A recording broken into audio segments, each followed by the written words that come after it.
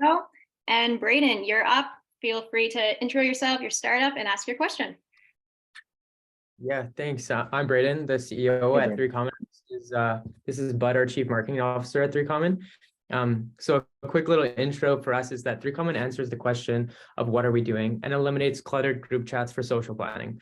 On Three Common, you can discover local events, plan with friends and family, and connect with your world. So we curate local events, eats, and experiences around you and make it super easy to plan your social life to remove the stress of doing that amongst your busy schedule. So the question that we wanted to ask you, Ryan, is that as a post-MVP pre-revenue company raising a pre-seed funding round for our marketplace company in Canada, we're wondering what advice would you give for balancing the tasks of closing our funding round and growing the business, as well as any advice on how to close the funding round as quick as possible to then get back to growing the business? Great question. Well, one of the things I'll have a few thoughts there. So first off, is your product you're looking at launching globally, Canada market, or where are you looking at launching out? We're starting with the local market in Winnipeg, and I think we want to quickly expand to a couple other cities in Canada. Okay. Well, one of the things, at least from the fund side, that we always look for, we have a conviction on it. We're not absolute on it, so it's not binary, but we really do look for companies that are looking to launch out in the US market. And the reason for that is that there is no consumer market in the world like the US market. Like, they are amazing consumers. And so, when we launched Hootsuite, it was into the US market, very viral adoption. And from that, our buyers, it's a great buyer audience. Americans like to consume, like to buy things. And Canadians, on the other hand, I think we're a little bit more cautious in our approach for purchase. And it's a slower economy because of this. There's merits to both, but anyway, it's a great buyer unit. And on top of that, getting paid in US dollars. Now, I know you guys aren't necessarily like looking at hitting revenue, but I just put this out there as a general thing, that just for everybody today to be thinking a little bit about getting paid in US dollars. Like, immediately you get a 30% foreign exchange benefit if your cost is in Canadian dollars and your income and revenue is in US dollars. That's a pretty nice win right out of the gates. So it helps you with your margins. Onto the topic of fundraising, it's something that you just throw yourself at. I know everybody's spinning a lot of plates, but you're going through this, I think about it like a really concentrated effort. It's a sprint, and getting through that stage so that you can refocus back on product, etc. Now, half a year you're going to be in the middle of launches and doing marketing campaigns and keeping the lights on and all this stuff. So as I say, lots of spinning plates, but you really want to try to put, your resources at it. We've been doing a lot of things with entrepreneurs through the program, like Stonks Days, and have had really good success with those fundraising events for the entrepreneurs. So, we love helping out to get people fundraised. That's part of the program, is to help get you guys networked, and when the time is right, to get you going out and fundraising. I'll also say, it sounds like you're going to be running a non-revenue product for a little while. But I do, go ahead.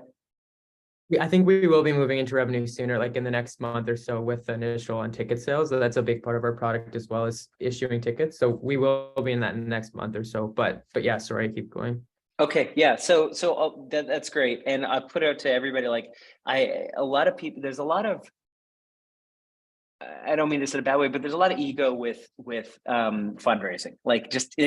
There has to be, ultimately, and a lot of people. I talk with entrepreneurs, and I'm like, so what are you raising and why? I'm like, well, we got a business and we're doing some revenue and blah blah blah. I'm like, you don't need to go raise money. You just need to go and grow your business, keep profitable and keep growing a profitable business. So, myself as somebody that is, we've got a venture fund, but often like I try to talk people out of it half the time, right? Like there's a few situations where venture makes a lot of sense. If you've got funded up competitors, if you've got a long path to revenue, you're just not going to see it, and you need to like get through that pain gap. But if you're creating an e-commerce business and you're selling widgets, like you should just focus on selling widgets and get those like out the door and increase the number of widgets you're selling. And in that case, like I don't know if venture is the right fit for what you're doing. Anyways, for you guys, it probably is a great fit because there's going to be a while before you're able to,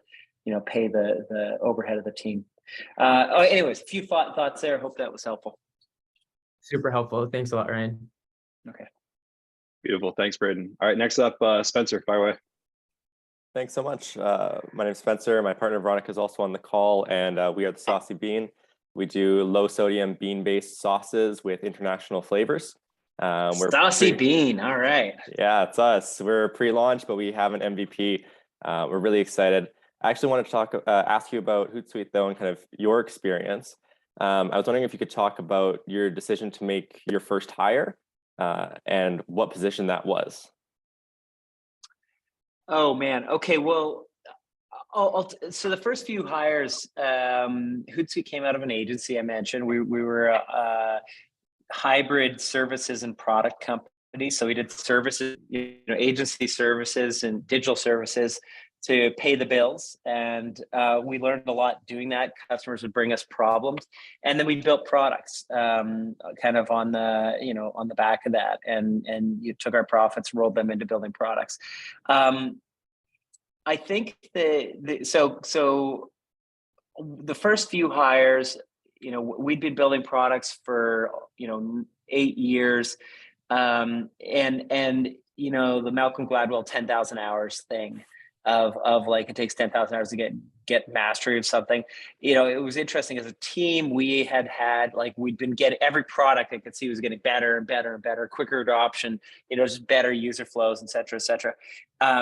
And so the first two people that were, I think about being on the Hootsuite project were two of the most talented people I'd worked with. One was, and they were kind of the right and the left brain. One was a really talented engineer, and one was a really talented designer or UI person. And, I was working at it from a product perspective. So, that was kind of the trinity on it. So that they kind of were within the agency, but I would also think about like I'll tell a quick story about the first hire from kind of a HR perspective. We were gearing up to about 40 people, and I had kind of infamously said I never wanted to work at a company with an HR department, just kind of like jokingly. This really shiny young person came in and she said like, I want to head up your HR. Up until that point, I had managed every, interview with every single person. And I'm like, I got this. It's totally fine. I want to keep control of the gates. And I said, we could use an office manager and an EA though. And she said, great, I'll do it. And so she joined us as an office manager and an EA with me. I worked with her until we were about 80 people. And then the like volume was getting a little high for me to be doing interviews. I said, well, hey, you're kind of interested in this. How about you do an initial interview? And so she'd do the screening interviews, and it grew from there. But she was one of the, the key people on the HR and hiring front as you guys all get to grow your business. One of the things I always tell people is like, if and when you relinquish that first interview, make sure that person that you're empowering with that is absolutely aligned with you and somebody that you have a ton of trust in. And, I had that with that person at that point. Thank you so much. Yeah, it sounds like goals and having direction for your company is important when it comes to hiring and the people you choose to work with. Yeah, she was. It's so just a follow on with that, like goals and direction. We got to about 100 people, and she said, like, Ryan, we need to do a missions, vision, value exercise. And I kind of rolled my eyes, like, this is the guy that doesn't want an HR department. I'm like, this is such woo woo. Like, it's a waste of, like, why do I need this? And kind of, I just put it to the side. And then I heard I was kind of sitting on the couch and fly on the wall. I heard a couple people talking about, we come in, one person was like a veteran. They'd been there with us for like 2 weeks. And the other person, was just new in the door. And they said, well, what's important at Hootsuite? And the other person was like, well, this and this and this. And I was like, no, completely off track. And then I was like, oh, I get why we need the mission, vision, values. So, when you're 10 people, it's really easy for you as a leader to see if everybody's like on the program. But when you get to 100, you're effectively going to have a bunch of managers, and those managers are managing people, and so you're a layer away from all the team, and so you start to become less connected, and people start to make up their own concepts unless you've given them like a firm foundation. And so I became a really big believer in that practice. And as you grow your businesses, I think it's really important. Great story. I appreciate it. Awesome. Thanks, Spencer. Ryan, before we hop into this next question, which is from Clint, who's one of our younger founders in this cohort, what are some of the habits that this cohort should be developing now that are going to kind of serve them along the entirety of their entrepreneurial experience, their journey? Mm-hmm. I think that probably the thing I'd say is like killing procrastination. Like we all have it, and it's a battle, and it's like that little voice in our head that tells us, like you're lying in bed and it's so cozy, and like, why not just stay there instead of going and getting to a 5 a.m. yoga class, or oh, I should probably do my bookkeeping, but I'd rather go and do this, or like whatever it is, the thing that we're all procrastinating. You got to knock those things off and be ruthless about it, and build a practice of those two little, the angel and the devil that sit on your shoulder. Like just build that practice of like ignoring the voice that's telling you to like lie in bed, and ignoring that. Just like you keep beating it up, and you keep hardening it, and eventually you kind of like fill that out in your life. I had a yoga instructor. I did like 5 a.m. yogas pretty religiously for a lot of years, and this instructor, he'd say like the hardest part is landing on the mat, and it's so true. Like once you get out of the gravity of your bed, and oh, it's raining out, and oh, this and that, and all these excuses that our mind is so creative at making on why we shouldn't do that thing, and you eventually like just do it, and then it just becomes habit, and it's like it's so easy for you after a while. And so I think that's something that I would encourage all entrepreneurs to really be thinking about, and it's a practice in life as well. Absolutely. Clint, got a question for Ryan? All right. Hey, Ryan. My name is Clint. I'm a 17-year-old innovator from the Knowledge Society, and I'm very blessed to be here, part of LOI. But I guess our venture is called Torpedo, and what we do is that we're the all-in-one portfolio setup for Gen Zs, and we're creating the first ever digital career advisor powered by deep learning technology. And as a young person, one of the biggest questions that I have is that I know that Hootsuite has been around for almost a decade now. The question I have for you is that, looking back, was there anything you would have done differently, and why? Oh, Clint, that's a great question, and welcome to the program. Love TKS, and great to see you joining us. Yeah, I get this question is just so evergreen, and hear it often. I always say no mistakes, just lessons learned, and hard lessons learned sometimes. And so I think that the greatest teachers are these things that are, like you go and touch the stove and you get burned, and you don't touch the stove again, right? But until you do that, you don't know what it's all about. So I've done lots of things that I think about, and that end up having been good lessons in like I think communications, in execution.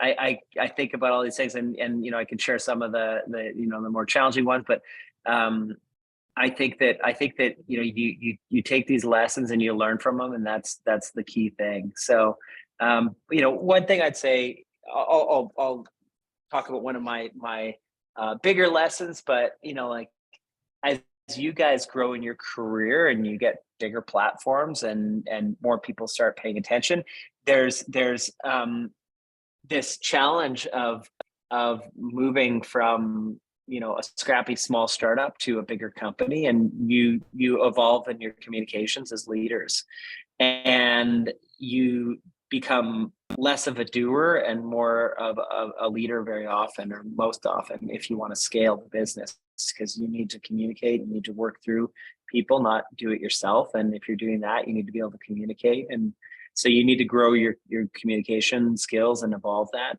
And the other side of that is just like, be aware that more people are watching, and as you're doing that, and with the tools that we have and social media, etc., like there's just a lot of power there, and also a lot of danger with that, and you got to be careful with it, because it's very easy for people to interpret things you say in many different ways. And so just build that skill, and then understand that it grows in power as you build your business.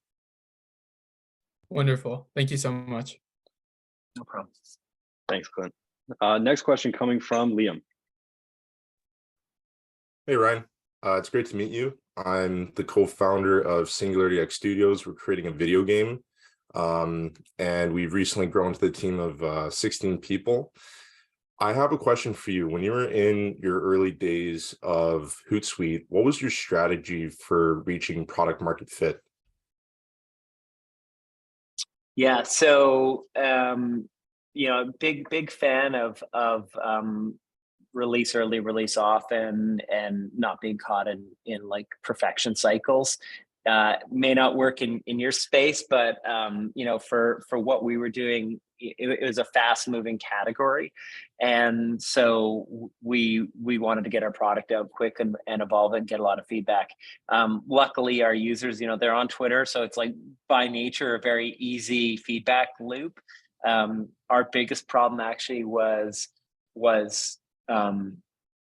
bringing some order to the volume of inbound product feature requests, and trying to distill them into themes, and making sure that as a product team, you're always like building what the customer needs, not what they ask for. And I say that in we've all heard the famous quote about, if I built what my customers asked me for, I would have made a faster buggy whip instead of building a Model T, right? So you want to build what people need, not what they're asking for, and you got to distill and try to understand what they're asking for.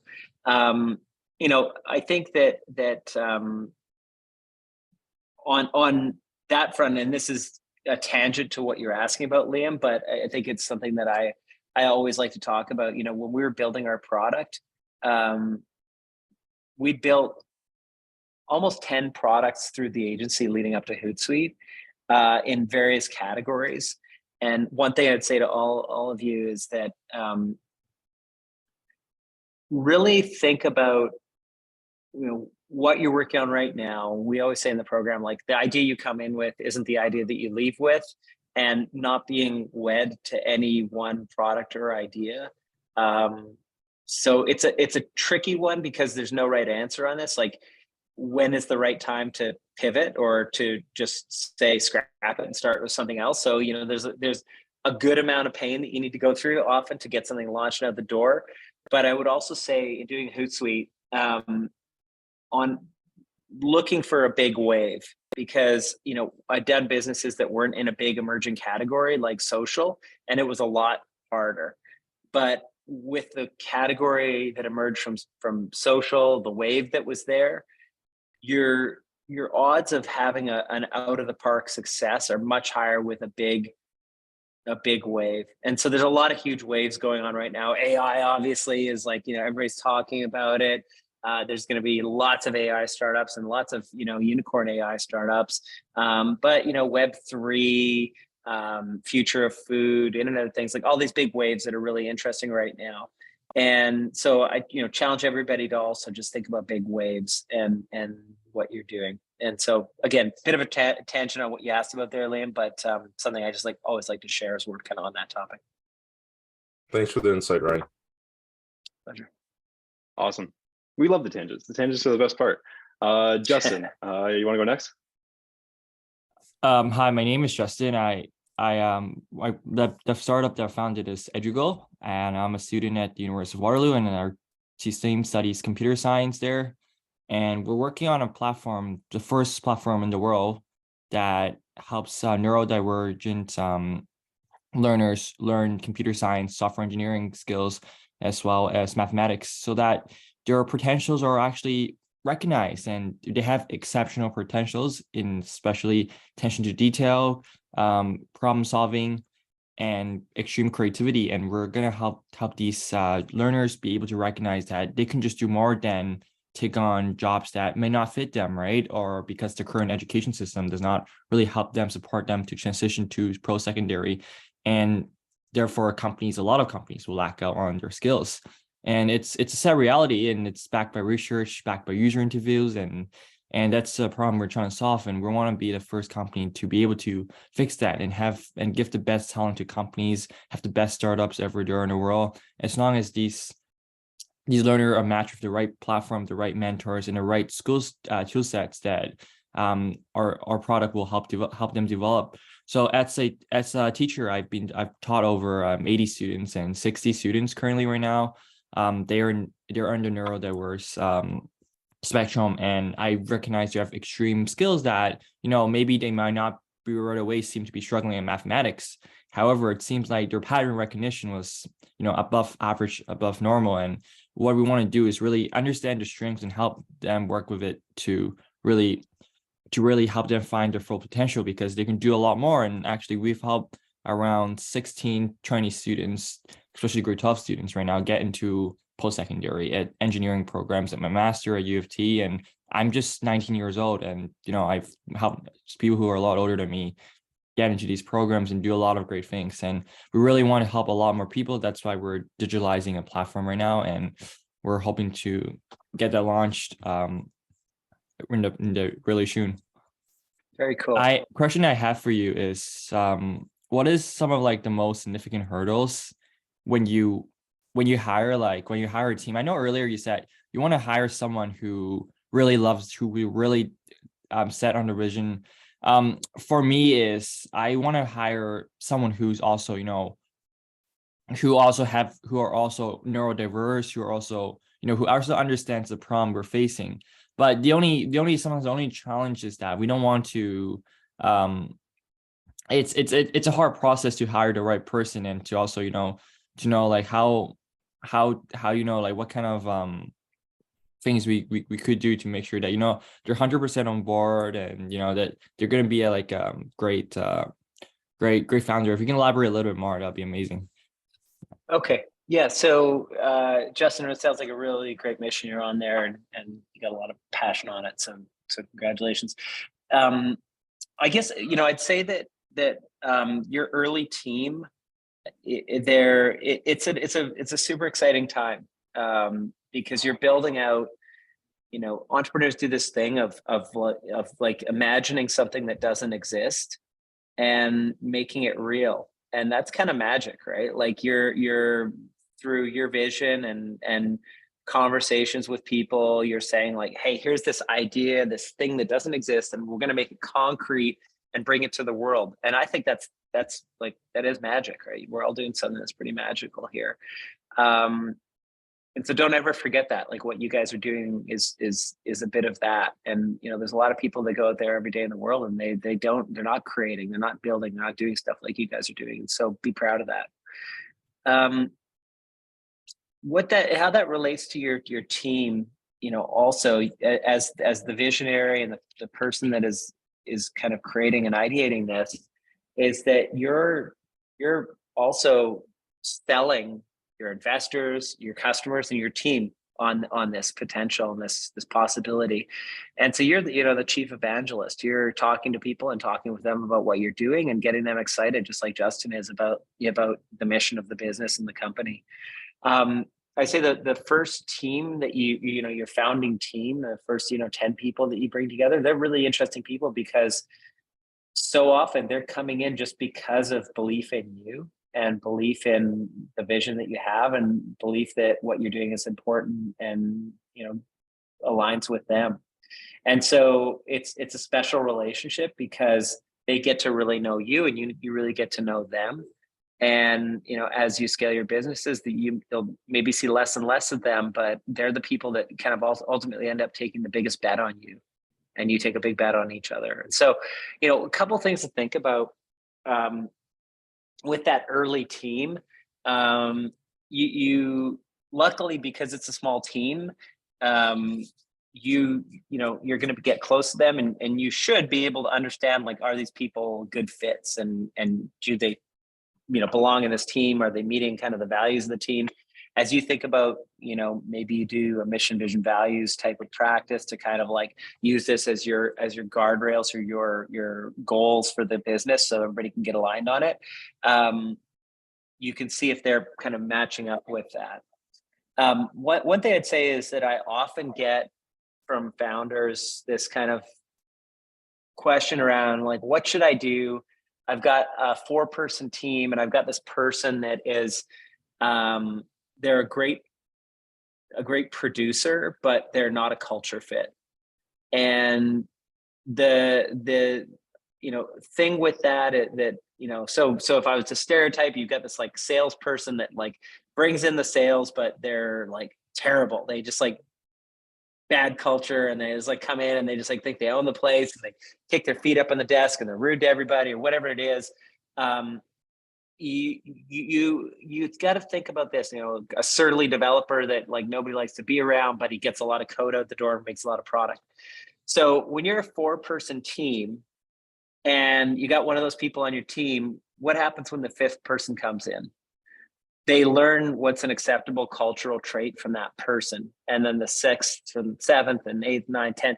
So you, in a very early stage of your company, it's the most important time that you have the right team. When you're at 100 people and you bring in the wrong person, okay, 1% of your workforce is like not a cultural fit. But when you're a 4-person team and one person's not the right fit, 25% of your workforce is not the right fit. And again, you're going to have this systemic problem from the next people that come in, employee 5, 6, 7, 8. So, I always encourage you guys, like, if you need to make like the hard decisions, the early stage is the most important critical time to be doing that.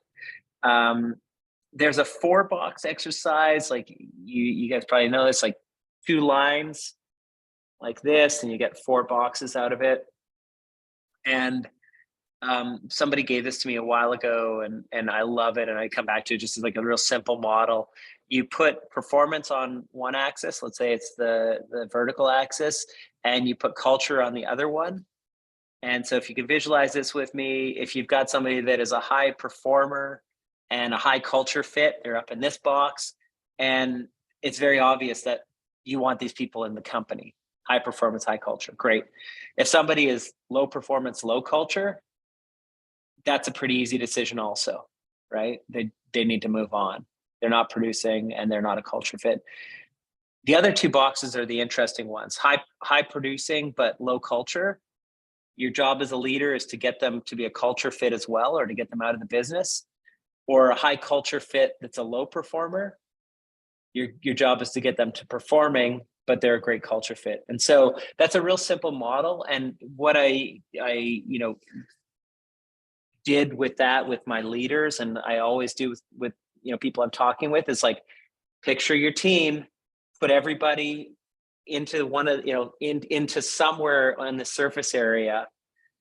And if everybody is high performing, high culture, great, you're doing a great job as a manager, and you're like doing all you got to do. But any of the other boxes, you got to have a hard conversation. And it's a great one when you get managers, you take your managers and you say, okay, here's a culture performance box set up.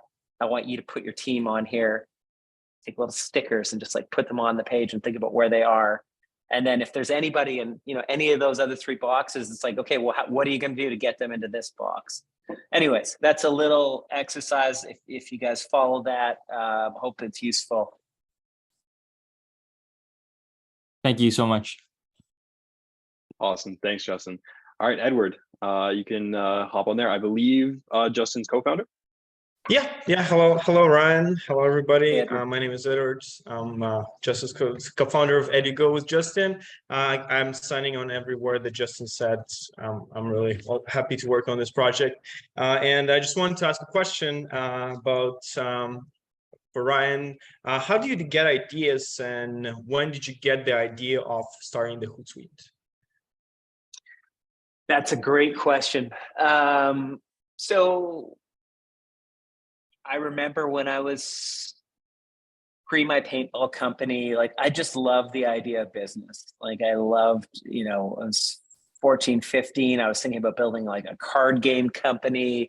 I was, like thinking about all these businesses that I could do. And did the paintball company, did a restaurant, did the agency. Within the agency, we did a bunch of businesses. By the time I launched Hootsuite, I was managing the agency. My brother, I'd handed off the paintball business to him, and we were doing online paintball, but I was still involved with helping him with that, kind of like in a chairman role. I had another startup I was doing, and the agency had 3 startups. And what I realized is like it's a muscle that you build, like your ideation, your creativity around business and building businesses. So I think I'd gotten good and prolific at creating ideas and businesses, but then I realized like I now needed to focus and I needed to get things off of my plate. And so I kind of shed a lot of those other things because I had like something that was a real winner. And I was a little worried because I was like, is one thing going to keep me, intellectually satisfied enough? And what I realized is as the business grew a lot, there was a lot of creativity, a lot of things I could be doing within the business. And so, that kind of like closing off and keeping creative within one idea was something new for me. I love the idea of ideation in business, and actually I've launched a platform called Kernel, which I think, Rob and Aaron are thinking about how we get you guys involved in it. It's a platform for ideas and a community for ideas where people can share their ideas, get feedback. And we've got kind of ideators, we've got builders, and we've got investors kind of all living on this platform. And it's kind of, scratches that itch. And I love going in there and seeing ideas that people have. And there's a lot of different ideas in there, a lot of people building their ideas and building out loud. Gets me pretty excited to see the ideas that people are coming up with, and just a great way to get good feedback. When I was running Hootsuite, I had this notepad of like business ideas that I will do when I'm not doing Hootsuite, and scribbled them down all the time. And this kind of, now I actually just can put those out into the wild. And it's a little bit more than just like sending a tweet and saying, hey, somebody should build Uber for dogs. It's like, hey, somebody should build this. Here's the idea. Here's a little bit of thinking I have around it. And like, somebody take this idea and go. And that's really what we kind of built there. So if you guys are looking for ideas, or have ideas you want to share with the world to validate, or have ideas you want somebody else to run and go build, it's a great place to do that. And a great place also to connect with investors. What we want to do is help build a bit of a virtual portfolio of your track record from ideation to kind of like launch and beyond. But just to give, there's a lot of stuff we all go and do in emerging and evolving our businesses and ideas, but there's no way to really visualize it. And so if you talk to an investor today and you talk to an investor in 6 months, well, what have you done? And you're like, well, I know I've done a lot. I can't really remember all the things because there's been so many things. So the idea is that we ultimately give you this kind of like, here's 100 things this person has done in the last 6 months to move this idea ahead. And that is going to really help you kind of like show that you're really passionate and evolving and an operator that can build out a business. Beautiful. Thank you. Thank you, Ryan, for the answer. Pleasure. Awesome. Thank you, Edward. And by the way, if anybody runs with the Uber for Dogs idea, you've got your first driver right here. So we'll make this work. Roman, if you want to ask your question, go for it. Hey, Ryan, I have been following you on LinkedIn for a few years, so really excited to ask you my question. Hey, Roman. I'm from Edmonton. And my co-founder is on the call as well. His name's Chris. You'll see Nobility in the brackets on his name. The startup that we're building, it's called Nobility. And Nobility is a Canadian online marketplace which allows you to shop for hair salons and barbershops in your city. So you're able to make instant bookings 24/7, anytime. You're able to shop for salons. And also Canada has a huge immigrant population, which everybody knows. And one of the highlights on our app is that you're able to get connected with salons who will offer services in your first language. I'm personally a Ukrainian immigrant, and my mother, she's not comfortable enough to get her hair touched by a stylist unless they speak Ukrainian. So that's a bit about us. The question I have for you is, if you've interacted with founders who founded online marketplaces, do you have any specific insight that you could share on what it's like to build a successful marketplace, or maybe what makes it a failure in general? Got it. Well, first off, cool idea. I love one of the out of the park success stories in Vancouver is a company called Jane App that lets people book into chiropractors and physiotherapists and other folks like that. I think it's a great category. I've heard of a few people building out in this salon stylist type of thing. So do your research, right? Like figure out what's going on in the marketplace, like really understand your competitors, blah, blah, blah. But I like the language idea. That sounds super cool. And I'll say some general thoughts on marketplaces. But actually even more general on everybody's business. Like customer acquisition costs and customer acquisition and virality of product is probably one of the most important things, especially for people building digital products that you can think of in terms of your success. And so, what do I mean by that? How can you ensure that you acquire customers at, low to no cost? I was talking with somebody yesterday about a product that they're launching, which is a cap table management tool. So I think you guys are familiar with cap tables, but effectively it's a spreadsheet of all of your investors and who owns what percentage. And those percentages go up and down over time because you get people earning shares and people investing. And so the management of that cap table. And so their go-to-market was, they're going to talk to entrepreneurs, and that's good. But, a more viral way of growing your product is to talk to lawyers who have lots of businesses they're representing. And if you can get a lawyer to bring in their full portfolio of startups, then you're going one to many in terms of how you're onboarding. So low or no cost customer acquisition. Hootsuite did this. We had a freemium model. We had one of the biggest, reasons for our success was attribution on Twitter. So when a tweet got sent out using our product, it said via Hootsuite. And so other people saw that, they clicked on it, they started using the product, and that became viral. We had a positive adoption because of that. For those of you that want to geek out on this, there's something called K factor. You can look at the Wikipedia on it, and positive K factor. If you're able to say you got positive K factor, it means for every user you bring onto your product, you end up having greater than one user. So you introduce somebody to your product, in a month you've got 2 people, and in another month you got 4 people, another month you got 6 people, on and on and on. This is viral product growth and positive K factor.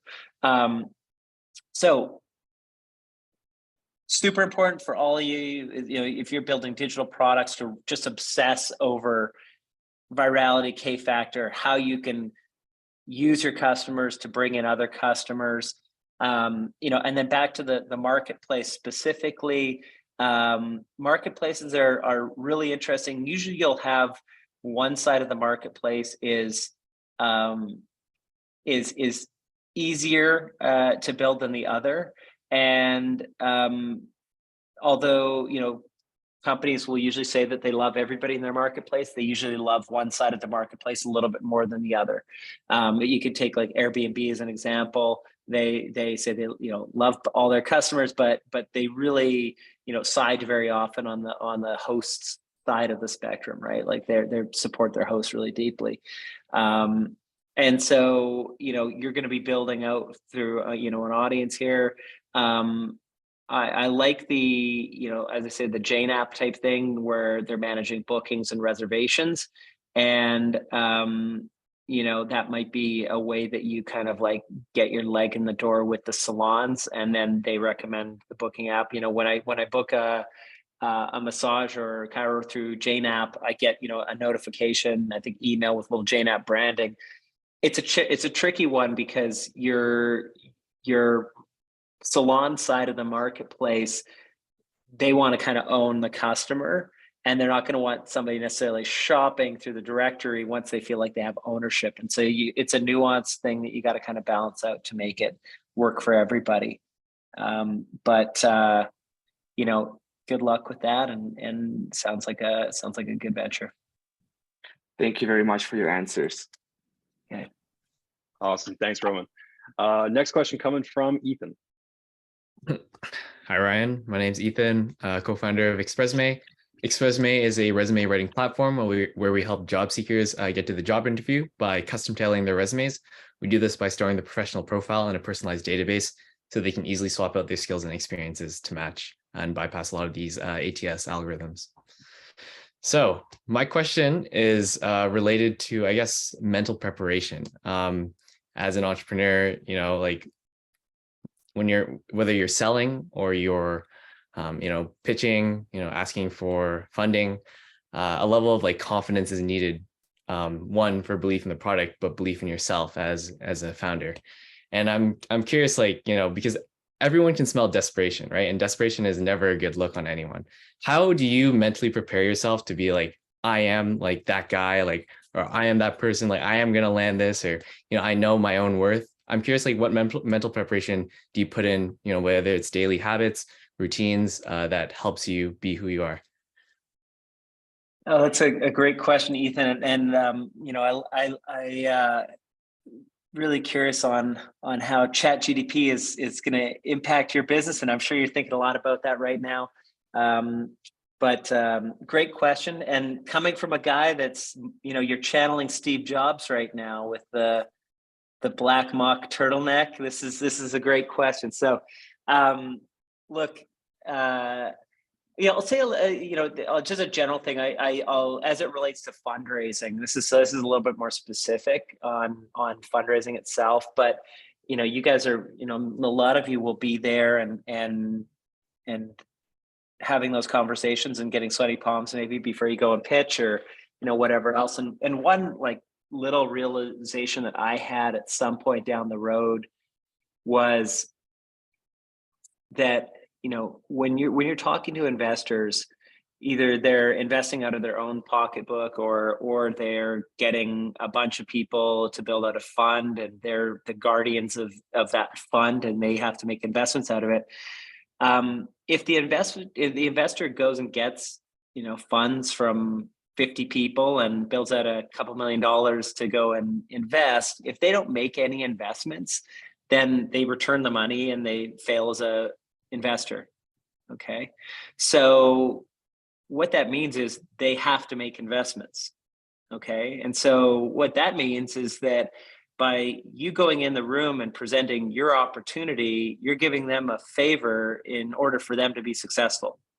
Okay. So that changes the relationship. It's not they're doing you a favor by giving you money. It's you're giving them a favor by letting them invest. And so just a thought there, a little hack on a way to think about that. And it's a truth, but a lot of us get caught in the fact of they're the ones doing us the favor. And it's a two-way street at a minimum. I think that in general, your question on kind of thinking about and modeling and growing and building your business and projecting a little bit. We all start with humble ideas, and even Zuck and so many others, like there's the the Zuckerberg letters that they use in court case. He was talking about like he's building this little joke product about matching face match or whatever the hell it was called, book face, and that became something massive. And so a lot of us start with something that we think is small, and it grows and it grows and it grows, and our confidence grows along with it. And so I think that it's good to be humble, but you do have to like be a little bit ahead of where the business is at, and you have to sell it a little bit forward. And so there's no magic answer. You gotta like you can't be ridiculous in terms of like how confident you are in your thing, but you do always have to kind of like be a little bit ahead of where it's at and show the vision. And so I think as Canadians are sometimes a little bit too humble in what we're doing and how we talk about what we're doing. So be proud about it. Be proud about what you're building, your vision on what you're doing, and just share that vision with people and talk to enough people. And you're not going to get not everybody's going to see it, but it's a game of numbers, and just be persistent and keep at it. And it's everyday struggle and hustling and getting out of bed and doing it. Thanks, Ryan. Awesome. Thanks, Ethan. So just to be cognizant of time, we've got about 8 more minutes left in this session, but Ryan is going to be joining us near the end of our cohort as well. So we'll kind of keep a note of who's asked questions during this cohort. If you didn't get a chance and you have questions for next time, we'll make sure that you get the opportunity to go first. But I think we'll have an opportunity for maybe 1-2 more questions. So the next one on the list here is Jan. Okay, so I guess it's me, because I thought there was someone before me, Nia. I had Ethan and then Jan Vivian. I do see Okay. in the chat, Mia is next. Yeah. Oh, Mia's next. Okay, perfect. All right, Mima, let's step up to the plate, my friend. It's me, question mark. Okay, perfect. Hi, Ryan. Apologies in advance if you can hear my dog snoring. She's just taking her midday nap. I'm Neha. I am the founder of Zeal Beauty. We create plant-based and science-backed skincare powered by adaptogens that transform not only your skin, but also your mental health. My question for you, and like something I love asking everyone I interact with, is as a founder, failure is often inevitable. But the advice we usually get is just get back on the horse, which isn't a very tangible piece of advice. So I'd love any strategies you've used throughout your career, and any strategies you can impart on how to deal with that fear, get over the fear of failure, and keep building what you're building. Yeah. So a couple thoughts on that. I love young entrepreneurs for a few reasons. And one of them is that, well, for myself specifically, like I had nothing left to lose. I didn't have a lot. I came from a very humble background. It's a little bit of just get back on your horse. So I know that doesn't help a ton, but like, for me, when I was a young entrepreneur, like I just had no choice but to go and just make something work. Right. And so, I could fail and could like dwell on it, but that wasn't getting me anywhere. And so I just built callous around failure and resilience there. I think that it's such a challenging thing for all of us. And I wanted to say that I had a thought on, oh my God, what was it? Now it's escaped me right now, so pardon me. But actually, I know one thing that's tangential to failure, completely unrelated, which was I wanted to get you connected with Ilya at some point. I'm sure you're familiar with them. It would be good. Are you familiar with Ilya? Okay, well, look them up. They would be a great company. Back on the failure front, though, I think also just building your escape, like how you recharge yourself and recreate yourself, is really important. I mentioned to you guys, like, I have a yoga practice, but whatever it is that you need on the daily basis, like, you can't just be working 24/7 times 12. Like, it just doesn't, I think you get diminishing returns after a certain point in time. A lot of countries are moving to 4-day work weeks. I don't know if that's necessarily the answer either, but like, there's something there about just, you can't just always be focused on something. You need time for your mind to recharge. And a lot of times our best ideas come when we're in the shower, or we're doing something unrelated to what we're thinking about and obsessing on. So, whether it's riding a bike, whatever it is, but try to do something, some activity where you can't think about your business idea while you're doing it, right? Like, you have to, like, go rock climbing. If you're rock climbing and you're thinking about your business idea, you're going to fall off, right? Like, just something like that, mountain biking or something where you are just like very in flow state. Your mind is in another world. And often, like, once you come out of that, your big ideas get solved. It's just a huge release for you, and was really important for me through, the thick of it, when we were doing a lot of heavy lifting at Hootsuite. Thank you so much. So what I got out of that is I need to do skydiving more often to get my brain off of work. So that's a perfect excuse. That would help. I mean, like, something like that. It doesn't have to be extreme sports, but yeah, like something where you're just in flow state in a completely, like, unrelated mindset. Like, I'd say there's things where they're not quite involved enough, and you're going to be like, oh, what about that problem I've got? And you're going to be thinking about it, and like, you want to do something where you get out of it. Yeah, Aaron, we're going to do the LOI skydiving team. I love it. Love that. Awesome. Thanks, Neha. Yeah, sorry I missed the cue there. So we've only got a few minutes left. So I think that Jan, you'll have to kick us off for the next cohort. Unfortunately, we can't get to all the questions today, as much as we'd love to.